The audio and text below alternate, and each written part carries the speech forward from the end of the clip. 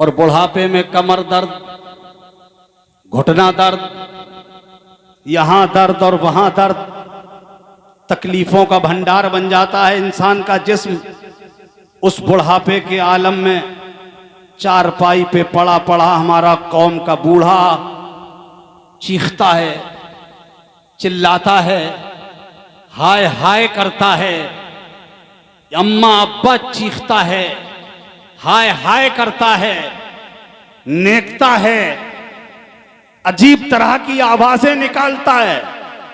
और मैंने तो उस उम्र में भी लोगों को अम्मा अम्मा करते देखा है, अब्बा अब्बा करते देखा है। हाय अब्बा, हाय अम्मा। ए मेरी कौम के बुजुर्ग, आज तू अम्मा और अब्बा चिल्ला रहा है, अब तेरा बाप तुझे दुख से बचाने नहीं आएगा, अब तेरी माँ तुझे इस तकलीफ से निजात देने नहीं आएगी। अगर कोई तुझे बचाने वाला है, कोई कारसाज है, अब भी तेरी जबान पर उसका नाम नहीं चल रहा है, अब भी तू उसका नाम अपनी जबान से नहीं ले रहा है। अम्मा अब्बा कह रहा है, अरे अम्मा अब्बा कहना छोड़, अब वक्त आ गया है तुझे अम्मा अब्बा नहीं अल्लाह अल्लाह करना चाहिए। अरे भाई जिंदाबाद जिंदाबाद हजरत, सुभान अल्लाह। क्या करें, हमारी आदत ही नहीं बनी, हमने आदत ही नहीं बनाई, हमने इस तरह की जिंदगी ही नहीं गुजारी, हमने अपने आप को इस तरह से तैयार नहीं किया। कब्र में पैर लटक रहे हैं, मुंह में दांत नहीं, पेट में आंत नहीं, फिर भी चौराहे के किनारे पे बैठा रहेगा बुढ़ा। मस्जिद में जाके झांकेगा भी नहीं, मस्जिद के करीब नहीं जाएगा।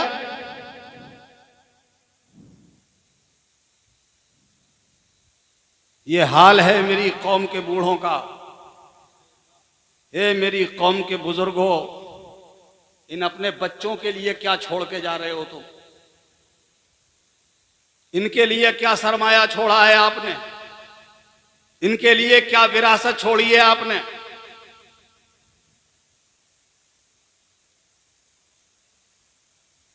आपके बाद ये कैसे जिंदगी गुजारेंगे? कोई तरीका छोड़ा है आपने? कोई राह बनाई है आपने? कोई रास्ता हमवार किया है आपने? कुछ नहीं, बस खाए पिए सोए और बात खत्म, और टाइम आ गया तो मर गए।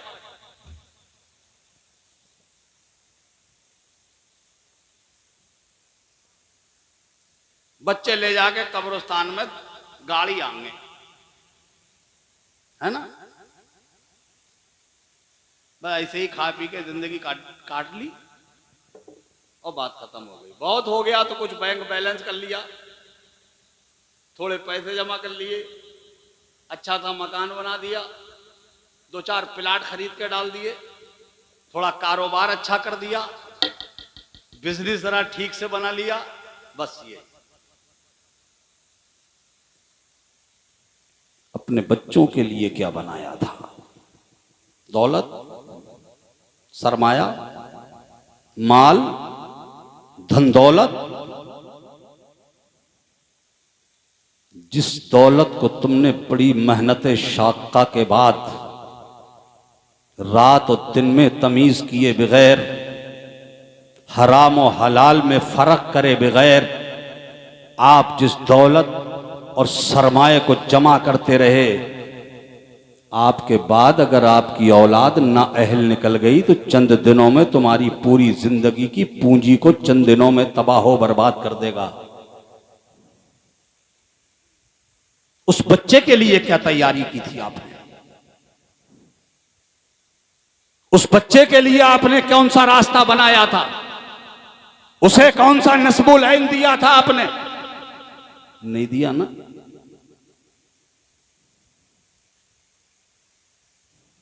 यही वजह है जो आज बच्चा हमारा, बेटा हमारा, लाल हमारा, गांव हमारा, मोहल्ला हमारा, बस्ती हमारी, चौराहा भी हमारा, हमारा ही बेटा, सर पे गुंडों जैसे बाल, फटी हुई पैंट, चौराहे पे खड़ा हुआ गुंडागर्दी कर रहा है।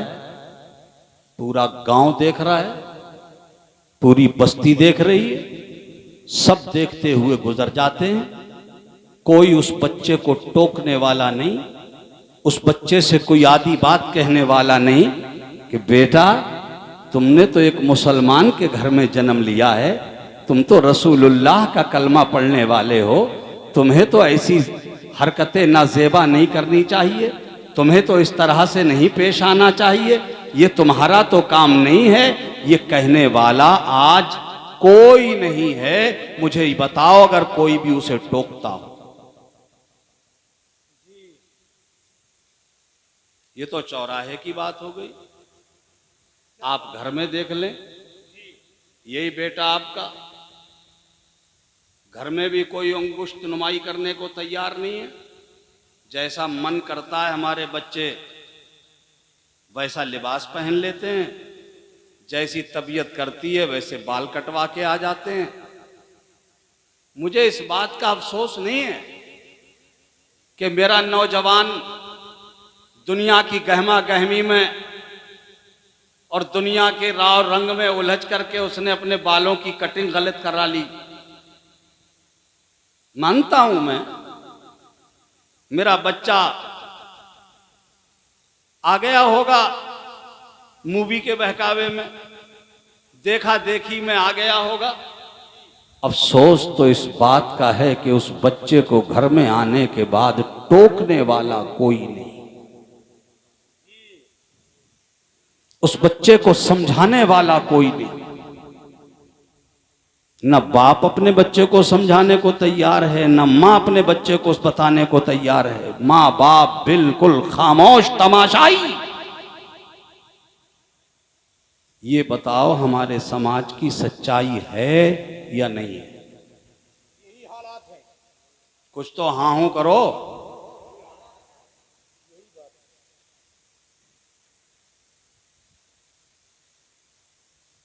बस यही मैं आपसे पूछना चाहता हूं कि आप अपनी औलाद के लिए छोड़ के क्या जा रहे हो? विरासत में क्या देके जा रहे हैं आप? उनके लिए कोई लाहे अमल तैयार किया है आपने? उन्हें कोई रास्ता दिखाया है आपने?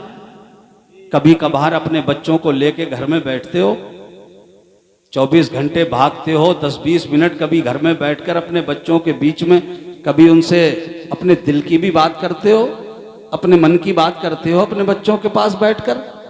कभी अपने बच्चों के पास बैठ करके उनसे पूछते हो, मेरे लाल, मेरे बेटे, मेरे लखते जिगर, मेरे नूरे नजर, मैं तुम्हारे लिए दुनिया में भागा फिर रहा हूं, मेरे बच्चों तुम्हें कैसे जिंदगी जीना है, तुम्हें किस तरह से आने वाली जिंदगी गुजारना है मेरे लाडले बेटो? कभी सिखाया है अपने बच्चों को बैठकर? कभी बताने की कोशिश की है कि बेटा तुम उस पैगंबर का कलमा पढ़ने वाले हो, उस रसूल का कलमा पढ़ने वाले हो, उस रसूल पाक सल्लल्लाहु ताला अलैहि वसल्लम की मुबारक उम्मत में हो, जिसकी उम्मत को खैरे उम्मत का खिताब दिया गया, बेहतरीन उम्मत का लक़ब अगर किसी उम्मत को दिया गया तो तुम्हारे पैगंबर की उम्मत को दिया गया। तुम उस रसूल का कलमा पढ़ने वाले हो जिनकी हयात तैयबा, सीरत तैयबा का आलम यह था कि जब तुम्हारे मुस्तफ़ा जमीन पे चलने फिरने के काबिल हो गए, मक्का मुअज़्ज़मा की गलियों से गुजरते हैं मेरे मुस्तफ़ा, मेरे आका अगर किसी से गुफ्तगू करते हैं तो मेरे नबी के दुश्मन भी अपने बच्चों को घर में बिठाकर ये कहते हुए नजर आते थे कि बेटा तुम जमीन पे ऐसे चला करो जैसे अब्दुल्ला के बेटे मोहम्मद चला करते हैं, बच्चों तुम ऐसे गुफ्तगू किया करो जैसे आमना का लाल मोहम्मद बोलता है। वाह वाह वाह, सुभान अल्लाह, सुभान अल्लाह। सिखाया है? जिंदाबाद, जिंदाबाद। बताया है कभी? नहीं। हमें कोई मतलब नहीं इस बात से, हम कतई नहीं सिखाते ये सब चीजें।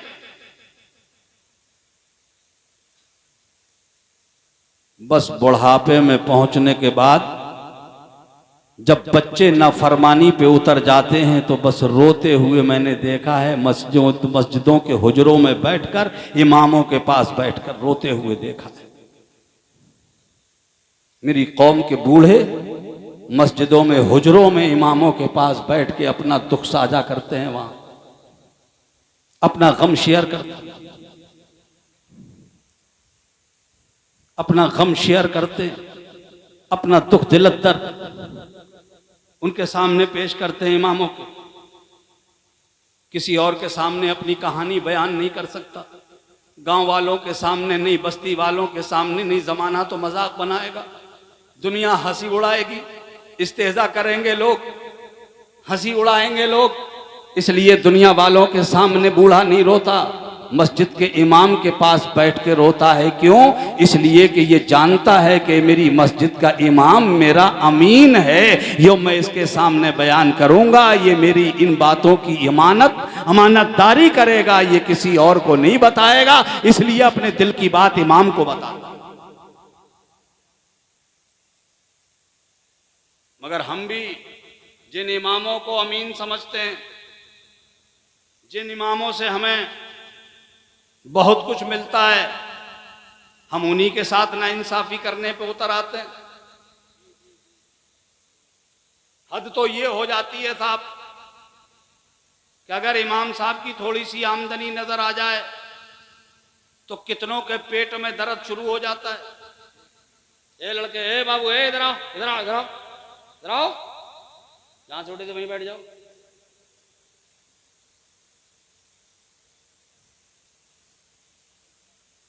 होता है ना?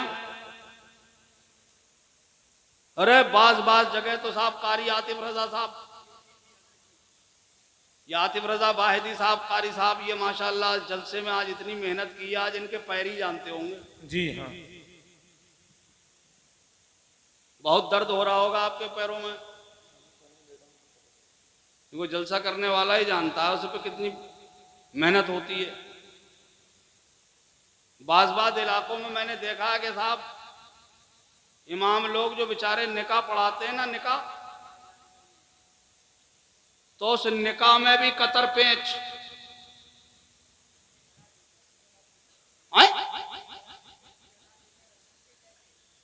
अच्छा, तो निकाह के पैसे लेते हैं 4,000।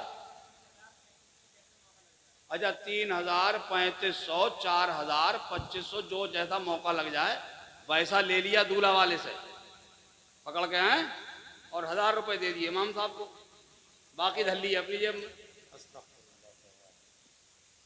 मस्जिद के हैं, यही कह के तो रख लेते हैं ना, मस्जिद के हैं। अल्लाह के यहाँ हिसाब नहीं देना है, मरना नहीं है, कब्र में नहीं आना है, दूसरे का हक मार करके। अरे भाई, जो शख्स जो काम करता है उसका मुआवजा उसी का हक होता है ना। वो निकाह मस्जिद पढ़ाती है कि इमाम पढ़ाता है? मुझे बताओ यार। अरे निकाह कौन पढ़ाता है? मस्जिद पढ़ाती है कि इमाम पढ़ाता है? तो जब इमाम पढ़ाता है तो निकाह पढ़ाने का काम इमाम ने किया या मस्जिद ने किया? तो जो काम करेगा उसको मुआवजा मिलेगा या किसी और को मिलेगा? आप कोई काम जानते हैं, मिसाल के तौर पे आप मिस्त्री हैं, आप मकान बनाना जानते हैं, आपको मकान बनाने के लिए बुलाया गया, मकान आपने बनाया, मेहनत आपने की, सारे कामकाज आपने किए, और उसमें से काट के ले गए कारी नादिर रजा, बर्दाश्त करोगे? बोलो बोलो यार, करोगे बर्दाश्त? क्या दलील दोगे आप कि ये मेरा हक है, इनका नहीं? क्योंकि मेहनत मैंने की, काम मैंने किया, इन्होंने काम नहीं किया। निकाह पढ़ाता है इमाम, काम करता है इमाम, मुआवजा जो मिलेगा उसका हकदार होगा इमाम। मस्जिद निकाह पढ़ाने नहीं जाती, तो जब मस्जिद निकाह पढ़ाने नहीं जाती तो मस्जिद का हक नहीं है। अब जो इमाम का हक काट कर मस्जिद को देगा तो वो इमाम का हक मारेगा। और याद रखिएगा कि इमाम का हक काट कर मस्जिदों में जमा करने वाले कान खोल के सुन लें, ये हुकूकुल इबाद में आता है, ये हुकूकुल इबाद में आता है। अल्लामा रियाज साहब बैठे हैं, मिसवाई साहब हैं, फिक्र में कुछ तो महारत होगी, चूंकि मिसवाई साहब है, मेरे सब ये उलमा सब बेचारे पढ़ते लिखते रहते हैं। हजरत अल्लाह मौलाना गुलाम नबी साहब किबला, बड़ी सादा जिंदगी है माशाअल्लाह, बामल जिंदगी मालूम होती है, ये लोग जानते हैं। एक होता है हक़ुल्लाह, एक होता है हक़ुल अब्द, एक अल्लाह का हक, एक बंदे का हक। अल्लाह के हुकूक रोजा, नमाज, हज, ज़कात की अदायगी, ये सब हुकूकुल्लाह हैं। अगर इनमें माज़अल्लाह हमसे अगर थोड़ी बहुत ऊंच नीच हो जाए तो अल्लाह गफूरुर रहीम है, रहमानुर रहीम है, उसकी रहमत पे से हमें उम्मीद है कि अल्लाह माफ फरमा दे, अल्लाह अपने करम से हमें बख्श दे। एक होता है हकूकुल इबाद, यानी बंदों का हक, बंदों का हक। हदीसे पाक में मेरे आका फरमाते अल्लाह उस वक्त तक माफ नहीं करता जब तक हक वाला बंदा अपना हक खुद माफ न कर दे। इमामों का जिंदगी भर पेट काट काट। अच्छा, फिर हाल क्या है? मस्जिद कितनी रईस हो, मस्जिद कितनी मालदार हो, मस्जिद की कितनी मोटी आमदनी हो, मगर इमाम की तनख्वाह वही है। मस्जिद की आमदनी महीने में है 1 लाख और इमाम को दे रहे हैं 5,000।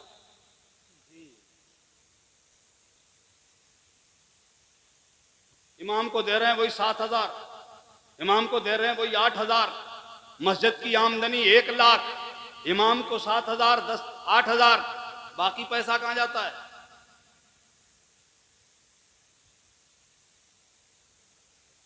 जरा गौर किया है कभी? ध्यान दिया है कभी? मस्जिद में जो आमदनी के जरिए बनाए जाते हैं वो इसलिए बनाए जाते हैं ताकि मस्जिद की जरूरतें पूरी होती रहें, और मस्जिद की सबसे बड़ी जरूरत है इमाम। तो जैसी जिस मस्जिद की आमदनी हो उस मस्जिद के इमाम की तनख्वाह भी वैसी ही होना चाहिए।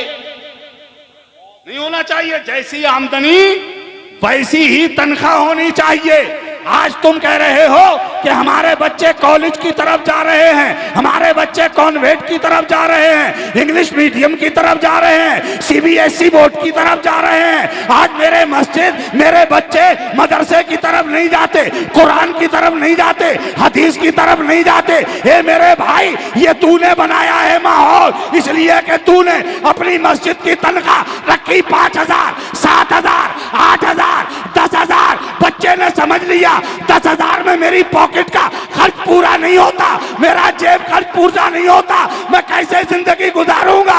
अरे मियाँ, मस्जिद की आमदनी थी 1 लाख, तो उस मस्जिद के इमाम की तनख्वाह होना चाहिए थी 50,000। क्या बात है, वाह! नारे तकबीर, नारे रिसालत, मसलके आला हजरत फैजाने पिलग्राम शरीफ आमदे सैयदी सरकार सोहेले मिल। आप अपने मदरसों और अपनी मस्जिदों की तनख्वाह मस्जिद की आमदनी के मुताबिक कर दे। जो लोग ये कहते हैं कि अमीरों के बच्चे पढ़ने नहीं आते मदरसों में, मालदारों के बच्चे पढ़ने नहीं आते, सरमायादारों के पढ़ने नहीं आते, जो ऊंची क्वालिटी के लोग हमारे यहाँ कहलाते हैं वीआईपी कोटे के, उनके बच्चे नहीं आते मौलाना बनने, उनके बच्चे नहीं आते कारी बनने, उनके बच्चे नहीं आते हाफिज बनने, उनके बच्चे नहीं आते आलिम बनने के लिए। गरीब का बच्चा आएगा आलिम बनने, फकीर का बच्चा आएगा आलिम बनने, गरीब के तबके के लोग आएंगे आलिम फाजिल बनने के लिए। अमीर का बच्चा कॉलेज में जाएगा, वो इंजीनियर बनेगा, वो डॉक्टर बनेगा, वो MBBS की डिग्री लेके आएगा, वो IAS की लाइनों में आगे बढ़ेगा, वो PCS बन के आएगा, वो IPS की डिग्री हासिल करके वो आकर के अधिकारी बन के आएगा। और तुम्हारा बच्चा कुरान का हाफिज गरीब का बच्चा बनेगा, कुरान का जानने वाला गरीब का बच्चा बनेगा। ये अमीर का बच्चा डॉक्टर, ये डॉक्टर जो बन के आया है ये कारी कुरान कब बनेगा, ये आलिम दीन कब बनेगा? जब हम अपना सिस्टम सही कर लेंगे। बहुत अच्छा। जिस दिन हमारा सिस्टम सही हो जाएगा उस दिन तुम्हें यह कहने की जरूरत नहीं पड़ेगी कि अमीरों के बच्चे कुरान के हाफिज नहीं होते, आलिम दीन नहीं बनते, मुफ्ती नहीं बनते, गरीब का बच्चा बनता है। ये मेरे समाज की वो कड़वी हकीकत है जिस पे जितना रोया जाए वो कम है। ये सिस्टम को सही कीजिए। ये मस्जिदों को तिजारत मत बनाओ। ये मस्जिद अल्लाह के घर हैं। अल्लाह तौफीक दे तो मस्जिद के मिंबर बन के उसकी खिदमत करो, उसके मुतवल्ली बन के खिदमत करो, मुंतजिब बन के खिदमत करो, जेब भरने की कोशिश मत करो। इमामों के पेट काट कर रजिस्टर में झूठे खर्च लिखकर रजिस्टर की खाना पूरी मत करो। तुम यहीं तो रजिस्टर भर सकते हो, मगर एक और रजिस्टर दूसरे लोग भर रहे हैं, उसका क्या करोगे? एक और रजिस्टर भरा जा रहा है, यहीं तो भर लिया है तुमने अपने हिसाब से। क्या कोई मुतवल्ली हो भैया तो माफ कर दियो, यहाँ तो सही होगा। हाँ, मैं किसी मुतवल्ली के खिलाफ नहीं हूं ना, मैं जानता हूं किसी को आप में से वो तो मैं माजरत कर लेता हूं, और बुरा लगे तो लगता रहे, क्या कर लोगे मेरा? हाँ, बात कहना चाहिए सही। यहीं तो भर लोगे रजिस्टर। महीने में बल्ब आए 3, लिखे पड़ा है 15, टंकी लगी 1 और लिखी थी वहां पर 10, और 10 फेरे की मजदूरी भी लगा दी। अब साल 2 साल में नंबर आया चेक करने का, तो किसे याद रहता है उस महीने में कितनी टंकी लगी थी?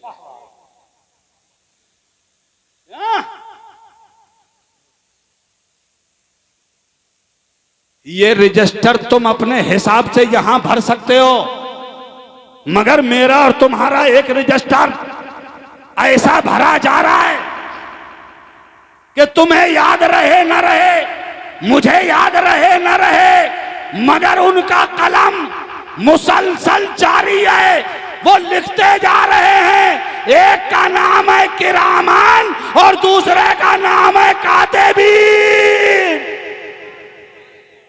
ये 2 फरिश्ते मेरे तुम्हारे दोनों कांधों पे बैठे हैं, ये रजिस्टर भर रहा है। तुमने जो झूठा रजिस्टर भरा है वो बिल्कुल सही वाला भर रहा है। इसलिए मेरे भाइयों, सिस्टम को सही करो, और जब तुम्हारा सिस्टम सही हो जाएगा, चूंकि आर्थिक तौर पर मुआशी एतबार से जब हमारे बच्चों को ये महसूस होगा कि जब हम आलिम बन के आएंगे, हम कारी बन के आएंगे, हाफिज कुरान बन के आएंगे, जैसे आज हमारा बच्चा अगर इंजीनियर बन के आता है, मैं ये नहीं कहता हूं कि दुनिया की तालीम ना दो बच्चों को, जहां दीन की तालीम जरूरी है वहीं दुनिया की तालीम भी जरूरी है। जहां हाफिज होना जरूरी है, आलिम होना जरूरी है, मुफ्ती होना जरूरी है, कारी होना जरूरी है, वहीं इंजीनियर होना भी जरूरी है। वहीं पर हमारे बच्चों को क्वालिफाइड होना जरूरी है। दुनिया की तालीम से आरास्ता होना भी जरूरी है। मेरे नबी ने दुनिया की तालीम पे पाबंदी नहीं लगाई, बल्कि मेरे आका करीम सल्लल्लाहु ताला अलैहि वसल्लम ने फरमाया कि तुम इब्रानी सीखो, तुम सुरयानी सीखो, तुम दुनिया की सारी जबानें सीखो, ताकि तुम दुनिया के फितनों से महफूज रह सको। जी बेशक। और आका करीम सल्लल्लाहु ताला अलैहि वसल्लम ने इल्म सीखने का हुक्म दिया। वो दुनिया का भी इल्म है और दीन का भी इल्म है। हाँ, दुनिया के इल्म को सीख कर हम दीन का भी फायदा कर सकते हैं।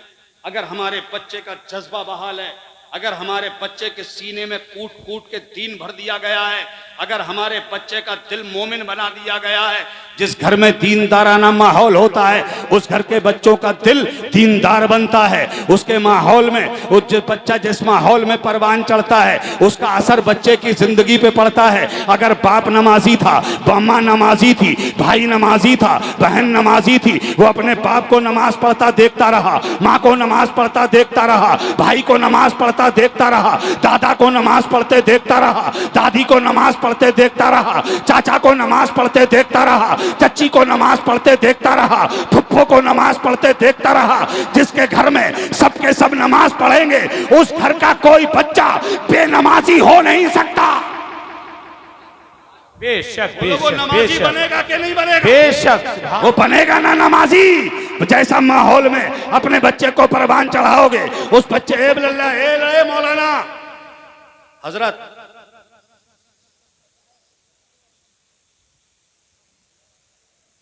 जो है जी मस्त। मोहब्बत से कहिए जरा सुभान अल्लाह। मेरी बात समझ आ रही है? आ रही है तो इसको अपने साथ रखना। और ये जो आदत जो हमारी बनी हुई है ना, जलसे में आए, हाजी साहब ने जलसा करवाया है, चलो चल रहे हैं, नहीं जाएंगे तो हाजी साहब कहेंगे देखो यार वो नहीं आया, मैंने इतना अच्छा जलसा करवाया था, चलो हाजी जी को मुंह दिखाया है। तो कितने तो मुंह दिखलाने के लिए आते हैं, हाजी जी से मुंह देख ले, हाजी जी हाँ वो भी आए थे, वो भी आए थे, उस मोहल्ले के भी आए थे, ताकि हाजी जी के दिमाग के रजिस्टर में हमारी हाजिरी एंट्री हो जाए, है ना। आए, थोड़ी देर बैठे, कुछ सुना सुनाया और कपड़े झाड़े, जैसे आए थे वैसे ही वापस। कुछ अपने पास रखने की कोशिश करो, अपने साथ रखने की कोशिश करो, अपनी जिंदगी में उन चीजों को उतारने की कोशिश करो, अपने बच्चों के लिए लाहे अमल तैयार करो, अपने बच्चों पे गौर दो, अपने बच्चों पे ध्यान दो। ये बहुत हो गया मियाँ।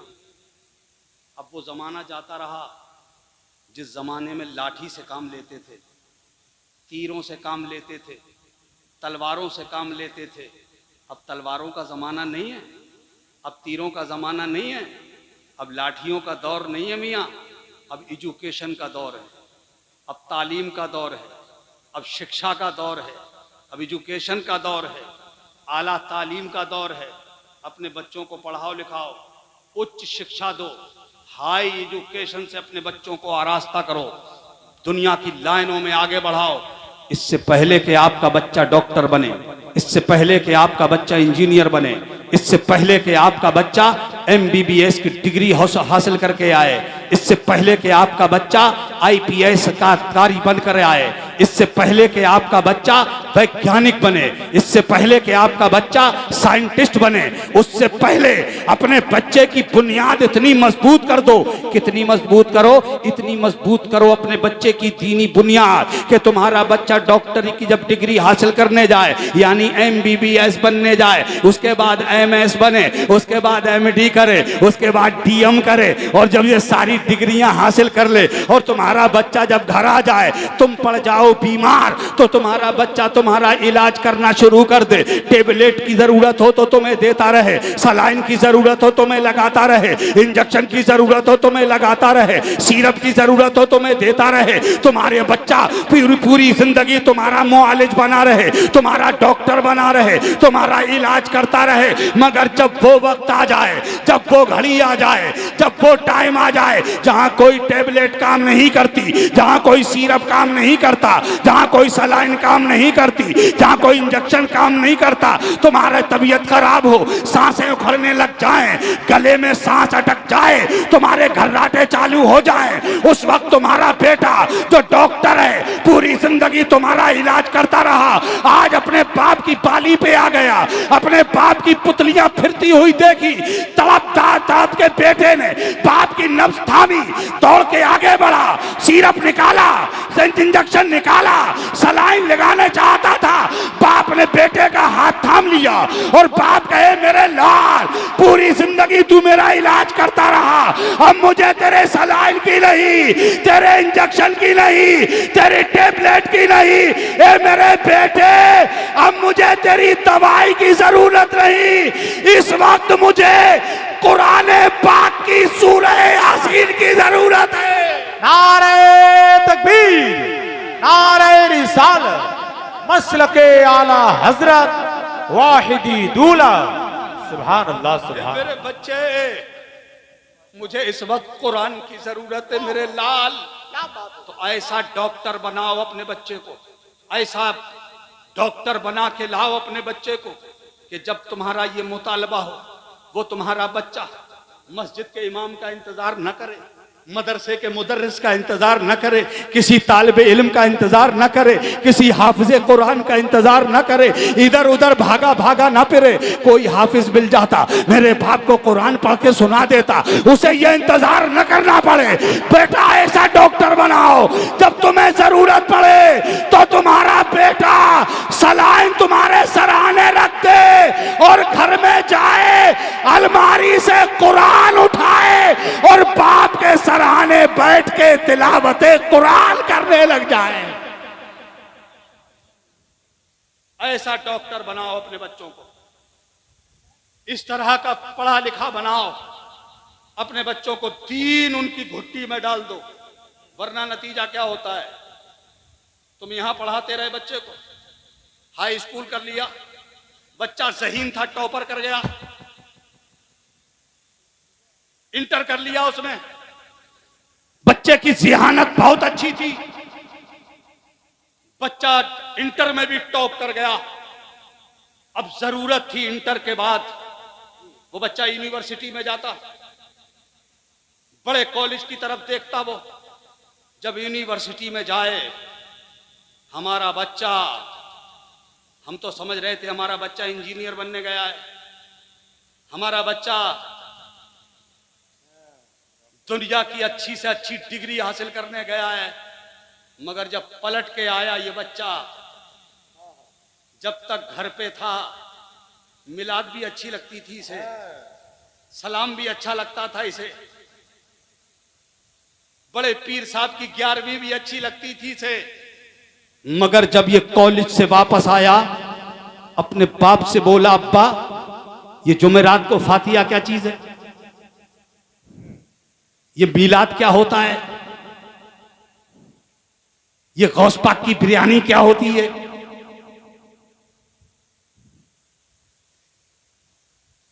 इसलिए अपने बच्चे की अकीदे की दीवार भी मजबूत कर दो, उसकी घुट्टी में मसलके आला हजरत पिला दो,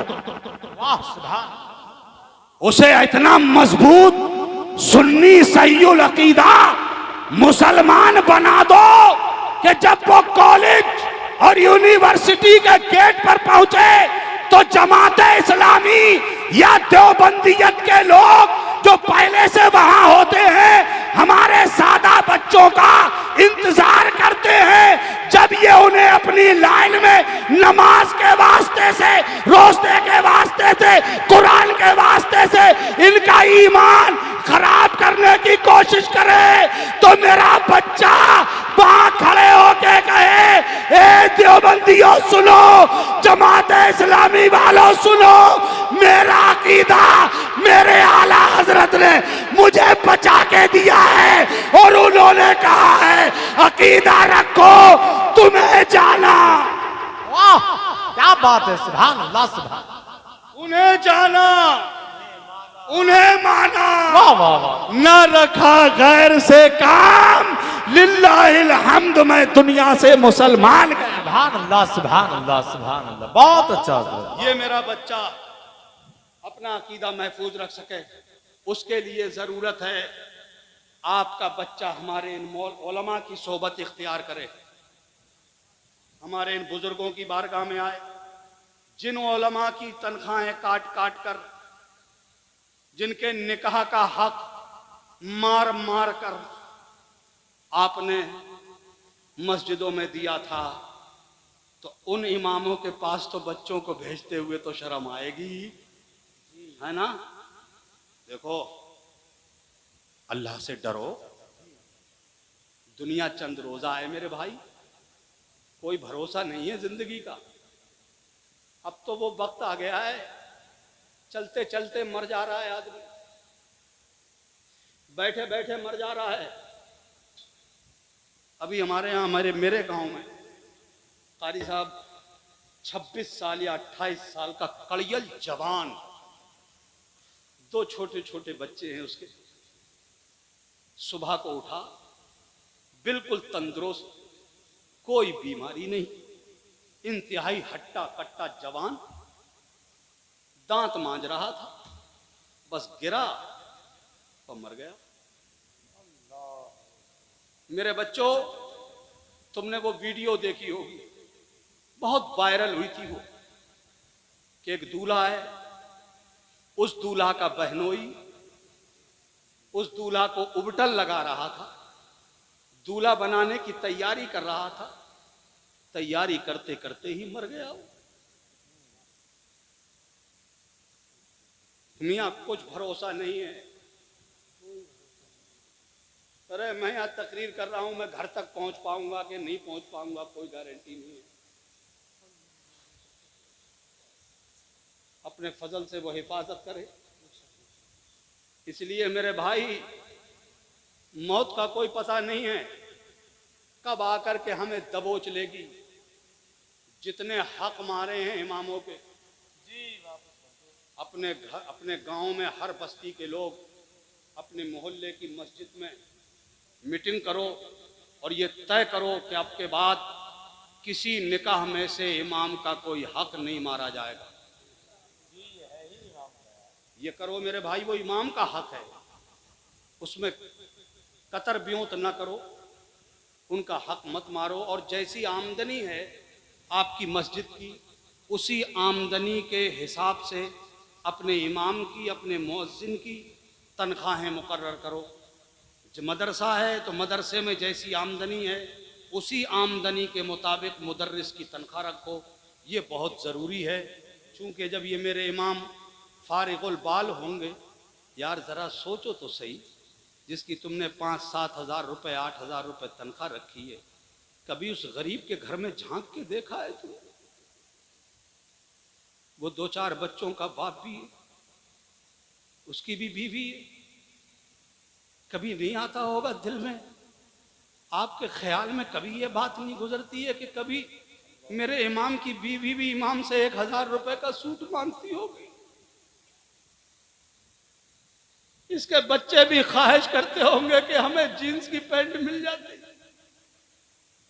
हम भी अच्छा लिबास पहन लेते, मगर ये मस्जिद का इमाम अपने बच्चों को 20 रुपए मीटर, 30 रुपए मीटर, 50 रुपए मीटर का कपड़ा कुर्ता पैजामा सिलवाकर बच्चों को तसल्ली देता है, मेरे लाल पैसे हो जाएंगे हम सिलवा ले।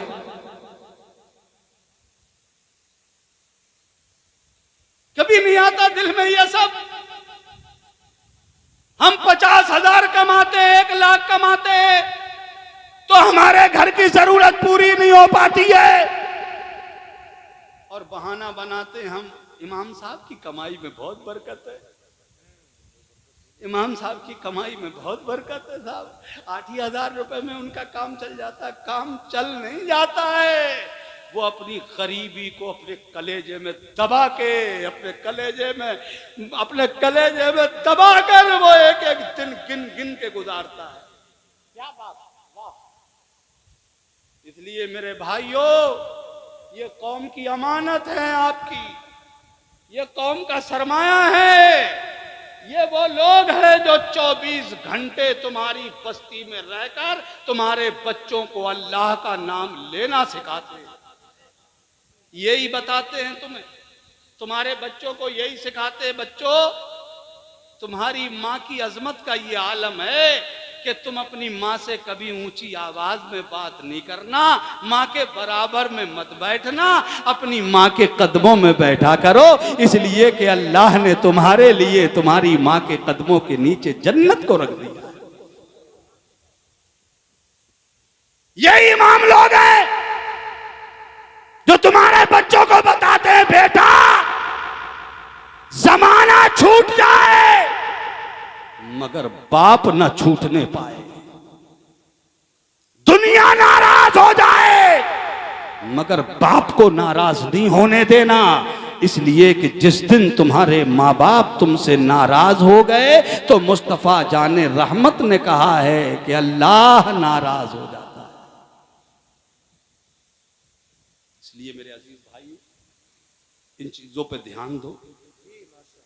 मैं बात कहीं से चली थी और कहां से कहां चल के घूम के आ गई। मैंने ये चंद बातें आपके सामने रख दी हैं। गर्मी की शिद्दत बहुत ज़्यादा है। हाजी साहब हाजी जान मोहम्मद साहब यहाँ तशरीफ़ फरमाए। मैंने एक जुमला कहते कहते मैं रुक गया था जब तक सरकार सोहेल मिल्लत की आमद हो गई थी। अल्लाह ने इनका हज कबूल फरमाया, अल्लाह ने मबरूर फरमाया, मेरा रब जानता है,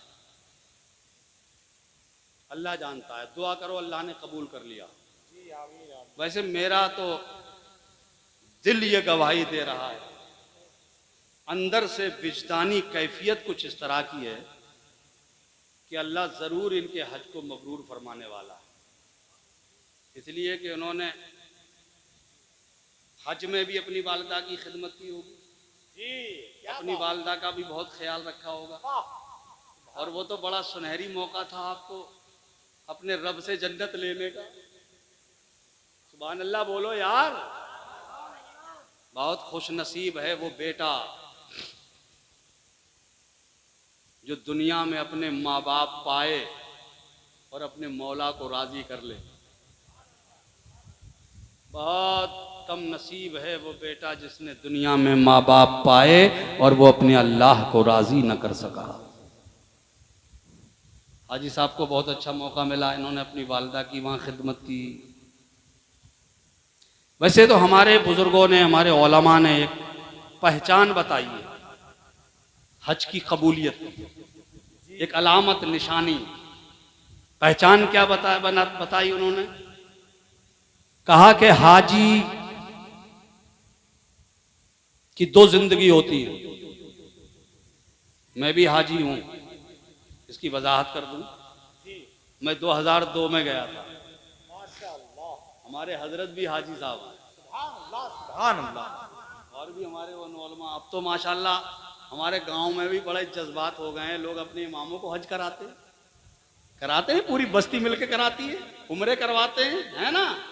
हाँ, अगर आपके गांव में भी जज्बा अल्लाह दे तो आप भी अपने इमामों को कराइयो हज। अच्छा, हाँ, बहुत अच्छी बात है। तो फरमाया कि हाजी की दो जिंदगी होती है, एक हज करने से पहले की जिंदगी और एक हज करने के बाद की जिंदगी।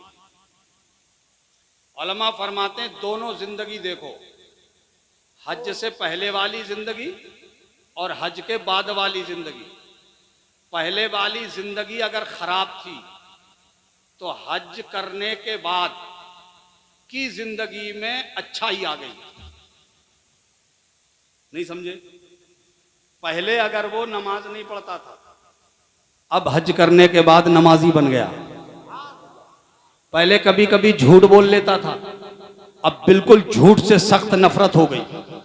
पहले पहले कभी कभी थोड़ा बहुत माल इधर उधर भी कर देता था, मगर हज करने के बाद बिल्कुल पूरा तोलने लगा। यानी पहले नेक नहीं था, अब नेक बन गया। तो उलमा फरमाते हैं उसका हज कबूल हो गया।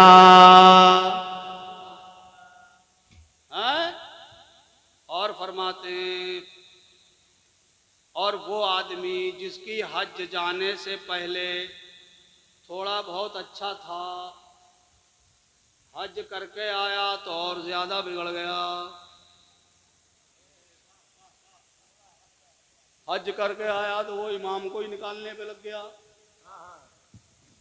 कई हाजी इमामों को बहुत परेशान करते हैं। हाँ, अरे सराहना तो आपको बैठा है इमाम का सराहना। अरे यार, हज की अपनी एक फजीलत है, ठीक है, तुम एक हज करके आए, फरीजा अदा तुम पे कर्ज था अल्लाह का, वो अदा करके आए हो, तो कोई तुम आलिम थोड़ी हो गए, अल्लामा थोड़ी बन गए, बहुत बड़े मुफ्ती थोड़ी बन गए जो राव इमाम। अब तो वो इमाम से बड़ी टोपी और इमाम से लंबा जुब्बा और इमाम से लंबा चौड़ा रुमाल, साहब मत पूछा, वो मिलाद शरीफ में भी मिंबर पर ही बैठेगा। है ना? नहीं, गांव बस्ती वाले हाजी साहब समझ के बिठा दें ऊपर तो ये कोई बुरी बात नहीं है, बिठा दें, अच्छी बात है। मगर कुछ लोगों में ये इस तरह की बातें पैदा हो जाती हैं। अरे अल्लाह का नाम लेके आए हो, अल्लाह के घर का की जियारत करके आए हो, तवाफ करके आए हो, मकाम इब्राहिम पे नमाजें पढ़ के आए हो, मिना में क़याम किया है, वहाँ शैतानों को कंकरी मारी थी, वकूफ़े अरफा किया था, मुज़दलिफ़ा में ठहरे थे, कंकरी चुन के लाए थे, शैतानों को मारी थी, फिर तुम तवाफ़ जियारत के लिए खाने काबा में गए थे, सफ़ा और मरवा के दरमियान सही करी थी, तुमने कुर्बानी की, सर मुंडवाया था, ये सब अल्लाह के लिए किया था। किसके लिए किया था? अल्लाह के लिए किया था, दुनिया को दिखाने के लिए नहीं किया था, अल्लाह के लिए किया था। और अल्लाह के लिए किया तो अल्लाह कबूल फरमाने वाला है, उसका बेहतर बदला देने वाला है। तो माशाअल्लाह हाजी साहब ने हमारे हज से वापसी पर अजमते ज़ियारत हरमैन शरीफैन के नाम से हजरत कारी आतिफ रजा वाहिदी साहब की क़यादत में शानदार जलसा किया। हमारे उलमा, हुफ़्फ़ाज़ व क़ुर्रा सबको जमा किया और सबसे बड़ी बात, मखदूमुल कौम, पीरे तरीक़त, हम सुन्नियों का सरमाया और दौलत। क्या बात हजरत, माशाअल्लाह माशाअल्लाह। हम अहले खुश अकीदा सुन्नी मुसलमानों का माल। जी माशाअल्लाह। हमारे सबके सरों के ताज। वाह सुभान। शहजादे इमाम हुसैन, सुभान अल्लाह, फरजंदे इमाम सरकार गौसे आजम। वाह वाह वाह माशाअल्लाह। दिल बंदे सरकार गरीब नवाज। क्या बात है हजरत, क्या बात है हजरत। चश्मो चरागे खानदाने वाहिदियत। जी माशाअल्लाह माशाअल्लाह। ये हुजूर वो हैं, एक बात बता देता हूँ, समझ लेना, इससे अंदाजा लगा जी लेना। जी जी, बहुत अच्छा। हजरत के जद्दे करीम, हजरत के दादा जान, और ये आपने देखा पीछे पंखे की पूरी हवा ले रहे हैं, जनाब उस्ताजुल कुर्रा हजरत हाफिज़ो कारी अबुल हसन साहब वाहिदी, बिलग्राम शरीफ के मदरसा जो हजरत का दारुल तैयबिया वाहिदिया मदरसा है, उसके मुमताज़ कारी हजरत कारी अबुल हसन साहब क़िबला जो तशरीफ़ फरमाए, हजरत तो देखते ही हैं, हजरत के जद्दे करीम, हजरत के दादा जान, हजरत सैयदना शेख मीर मोहम्मद तैयब, सब बोलो सुभान अल्लाह और ऊंची आवाज में। मेरे ये उलमाए किराम बैठे हैं, इनका शायद कुछ ज़ौक़ बेदार और ये सब जानते हैं, ये तो सब बहुत पढ़े लिखे लोग हैं, इनको हम लोग तकरीर थोड़ी सुनाते हैं, तकरीर तो आप लोगों को सुनाई जाती है, ये तो सब पढ़े पढ़ा है नहीं। हजरत के जद्दे करीम हजरत मीर मोहम्मद तैयब, सुभान अल्लाह बोलो तो आगे बताता हूँ। वो इतने अजीम थे, इस बात ये जुमला नोट करो, वो इतने अजीम थे कि जब वो ज़मीन पे चलते थे तो उस ज़माने के बुज़ुर्ग और उलमा अपनी अपनी किताबों में लिख गए कि जिसे ज़मीन पे चलता फिरता फरिश्ता देखना हो, जिसे ज़मीन पे चलता फिरता फरिश्ता देखना हो वो सरकार मीर सैयद मोहम्मद तैयब को देख ले। अल्लाह अकबर, वाह वाह वाह, सुभान अल्लाह, सुभान। इंडिया हिंदुस्तान के सबसे पहले और सबसे बड़े मुहद्दिस जी, क्या बात। हजरत सैयदना शेख अब्दुल हक मुहद्दिसे देहलवी, हजरत शेख अब्दुल हक मुहद्दिसे देहलवी, ये हिंदुस्तान के सबसे पहले और सबसे अजीम मुहद्दिस हैं। हजरत सैयदना शेख अब्दुल हक मुहद्दिसे देहलवी एक दिन अपने शागिर्दों को किताब पढ़ा रहे थे। किताब पढ़ाते पढ़ाते एक जगह मुगलक इबारत आ गई, थोड़ी पेचीदा इबारत आ गई। बच्चों को समझाने में लगे थे, बच्चे समझ नहीं पा रहे थे। तो हजरत सैयदना शेख अब्दुल हक मुहद्दिस देहलवी ने कहा, काश इस वक्त हजरत मीर तैयब होते। अल्लाह अकबर, वाह। काश इस वक्त हजरत मीर तैयब होते तो इस इबारत को चुटकियों में हल कर देते। बस इतना हजरत शेख अब्दुल हक मुहद्दिस देहलवी ने अपनी जबान से कहकर, और जैसे ही दरवाजे की तरफ नजर उठाई तो देखा गेट पे मीर तैयब खड़े हैं। नारे तकबीर, नारे रिसालत, मसलके आला हजरत फैजान वाहिदी, खानकाहे वाहिदिया तैयबिया बिलग्राम शरीफ, आमदे सैयदी सरकार सोहेल मिल्लत। सुभान। अमनपुर वालों बहुत खुश नसीब हो, ये खानदान रोशन जमीरों का खानदान है। देखा दरवाजे पे चौखट पे सरकार मीर तैयब खड़े हैं और वहीं से मुस्कुरा के कह रहे हैं, शेख साहब अगर इस इबारत को इस तरह से पढ़ा जाए तो कोई इश्काल वारिद ही नहीं होगा। सुभान अल्लाह बोलो। ये रोशन जमीरों का खानदान। एक और सुन लो, दिल लग रहा है, तबीयत लग रही है, लग रही है तो जरा सब कह दो सुभान अल्लाह। और ये बिल्कुल लास्ट बात सुन लो, मैं जिन हुजूर की बात कर रहा हूं ये सरकार मीर तैयब के शहजादे हैं। आज मौका आया अमनपुर वालों, आज मौका है। मौका हाथ से, अकलमंद आदमी वो होता है जो वक्त से फायदा उठाता है। अकलमंद आदमी वक्त से फायदा उठाता है। आज फायदा उठाने का वक्त है। दामन पकड़ के मचल जाना, दामन थाम लेना। हजरत के जद्दे करीम मीर अब्दुल वाहिद बिलगिरामी के शहजादे हजरत सरकार सैयदना मीर सैयद मोहम्मद तैयब रदी अल्लाह ताला अन्हु का ज़माने पाक है। आस्ताना बिलग्राम है, तशरीफ फरमाए। हाजतमंद आते थे, आज भी लाखों आते हैं, आज भी हजारों आते हैं। बसें आती हैं, फैज पाके जाते हैं। आज भी भीड़ लगती है। अरे अपनी आंखों से चलते फिरते अगर वहां सरकार मीर अब्दुल वाहिद बिलगिरामी की करामत, मीर तैयब की अजमत देखना हो तो सोहेल मिल्लत के पास देख लेना। बड़े से बड़ा जिन्न जब इहाते के करीब में से आने की बात आती है तो इहाते में दाखिल होने से पहले ही फुर हो जाता है। वाह, सुभान अल्लाह, सुभान। जब सरकार सोहेल मिल्लत की उंगली चलती है, मैंने अपनी आंखों से देखा है। नेपाल में मैं तकरीर कर रहा था, हजरत तशरीफ फरमाते, एक तरफ खवातीन बैठी थी, एक बच्ची नौजवान बड़ी खूबसूरत बच्ची अचानक वो चीखने लगी। जैसे ही सरकार सोहेल मिल्लत तशरीफ लाए तो चीखने लगी, ए हुजूर सोहेल मियाँ, हुजूर सोहेल मियाँ, मुझे बचाओ, मुझे बचाओ। चीखने लगी, चिल्लाने लगी। मेरी पूरी तकरीर ऐसी तैसी हो गई, मेरी तकरीर ही नहीं हो पाई। वो अपनी अलग तकरीर कर रही तो मेरी कौन सुनता वहां।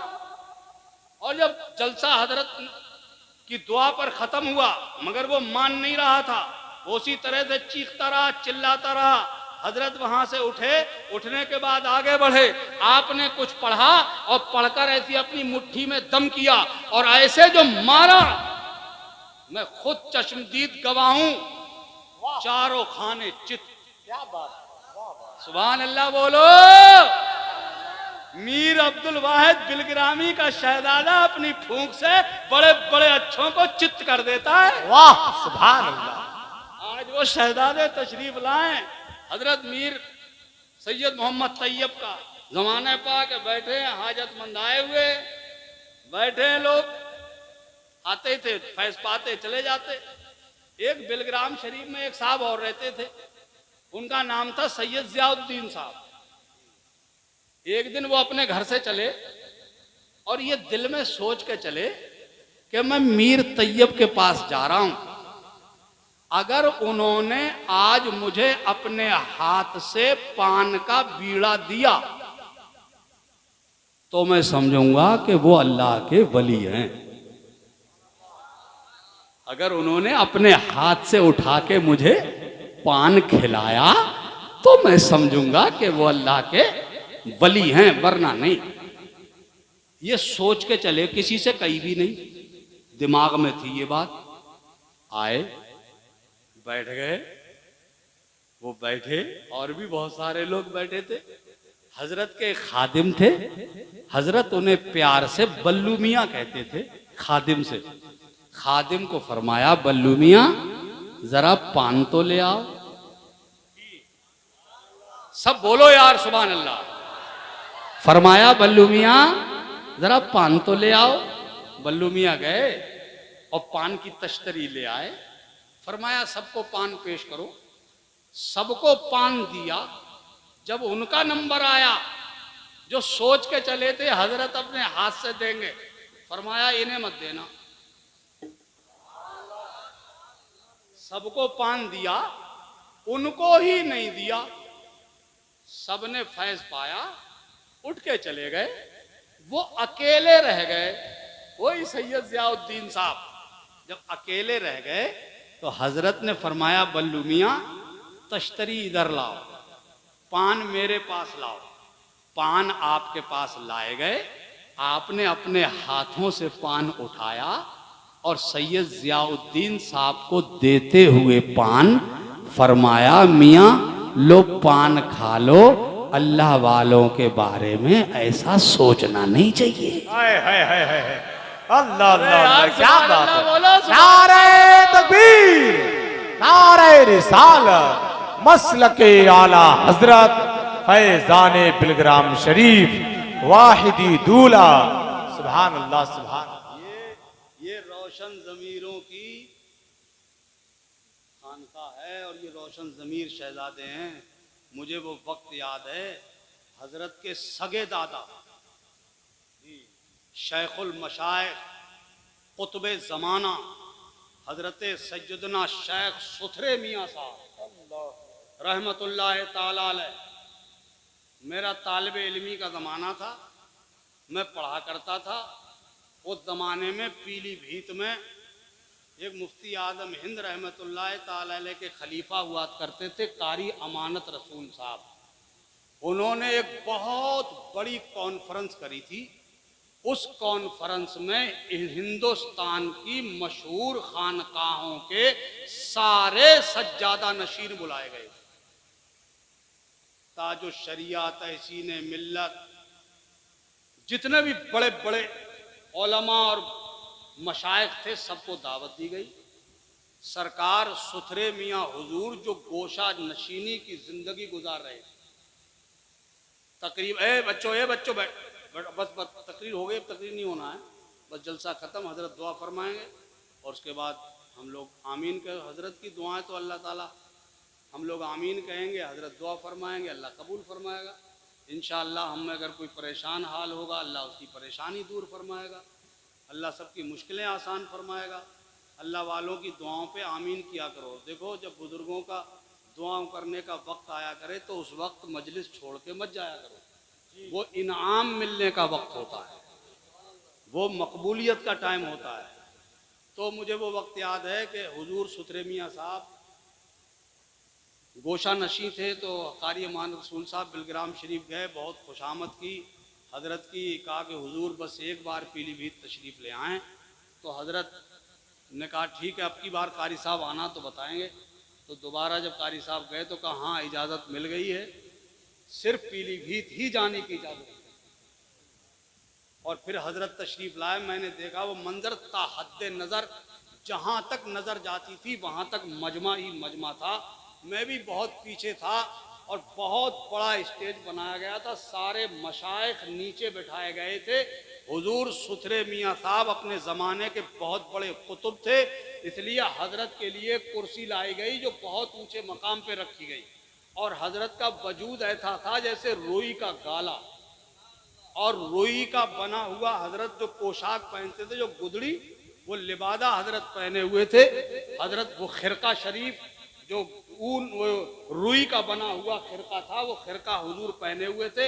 हजरत को ऐसे गोद में उठा करके उस कुर्सी पे रखा गया था ताकि सारे लोग हजरत की जियारत कर लें। उसी वक्त की बात है, हजरत कारी अमानत रसूल साहब ने सारे मशाइख, सारे उलमा की क़याम गाहें किसी होटल में, किसी मदरसे में, कहाँ कहाँ की, मगर हुजूर सुथरे मियाँ साहब को अपने घर की बैठक में क़याम करवाया। हजरत को अपने घर की बैठक में, और जब हुजूर तशरीफ फरमाते तो कारी अमानत रसूल साहब की अहलिया मोहतरमा पर्दे के पीछे आके खड़ी हो गई और उसी पर्दे के पीछे खड़े होकर के कहा, सरकार बेटियां ही बेटियां हैं, दुआ फरमा दे अल्लाह औलादे नरीना अता फरमा दे, कोई बेटा दे दे। हजूर सुथरे मियाँ हजरत के सगे दादा, ये रोशन जमीरों की बारगाह है मियाँ। हजरत ने आंखें बंद की और आंखें बंद करके फरमाया, मोहतरमा परेशान ना हो, अभी एक लड़की और होगी, उसके बाद अल्लाह तुम्हें लड़का अता फरमाएगा। सुभान अल्लाह, सुभान। हजरत के सगे दादा जान हुजूर सुथरे मियाँ साहब, और हजरत सुथरे मियाँ साहब ने अपने बेटों, अपने पोतों में, सब तमाम घर वालों में सबसे ज्यादा अगर किसी पे भरोसा किया तो वह हुजूर सोहेल मिल्लत की जात है। वाह वाह वाह, सुभान अल्लाह। हजरत सुथरे मियाँ साहब ने जितनी अपने आबा अजदाद की जितनी अमानतें उनके पास थी, हुजूर सोहेल मिल्लत को अपने करीब बुलाया और फरमाया, मेरे बेटे जो कुछ मेरे पास है, बुजुर्गों की जितनी अमानतें, जितनी खिलाफतें, जितनी अजीमतें मेरे पास हैं, मैं आज उस सब को तेरे हवाले कर रहा हूं। सुभान अल्लाह, सुभान अल्लाह। हुजूर सुथरे मियाँ साहब की अमानतों के अमीन हुजूर सोहेल मिल्लत की जाते गिरामी। इसलिए अमनपुर वालों, ये तुम्हारे लिए सुनहरी मौका, जी, बहुत अच्छा वक्त है कि अपने आप को हजरत के दामने करम से वाबस्ता कर लो। सुभान अल्लाह, सुभान। अब तक आप किसी सही पीर से मुरीद नहीं हो पाए हो, तो ये मौका हाथ से जाने का नहीं है, हाथ से जाने देने का नहीं है ये मौका।